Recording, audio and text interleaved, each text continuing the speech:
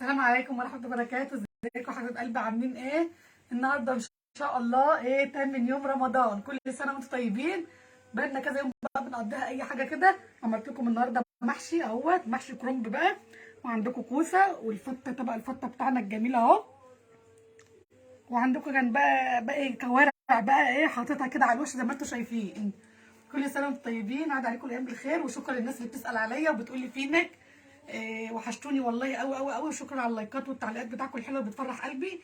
عايزه بقى اشتراكات بقى وظبطوا لنا الدنيا كده، وكل سنه وانتم طيبين.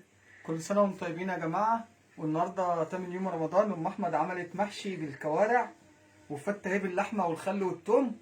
والحمد لله أني بقى الحمد لله عملت التمر انت. يا فخر للأمة العربية. كفايه عليه كده. يلا يا جوري، هتقولي لهم ايه يا جوري؟ كل سنة وانتم طيبين يا حبايبنا، واعملوا بقى اشتراكات كده ولايكات وفعلوا الجرس. نسمع كلام الانسه جوري بقى وبصوا، وعايزه ابص من دلوقتي لحد ان شاء الله كده الساعه 12 بالليل الاقي كده ولا 100 اشتراك كده ان شاء الله زاد علينا. كل سنة وانتم طيبين، والسلام مع عليكم ورحمة السلامه. الله.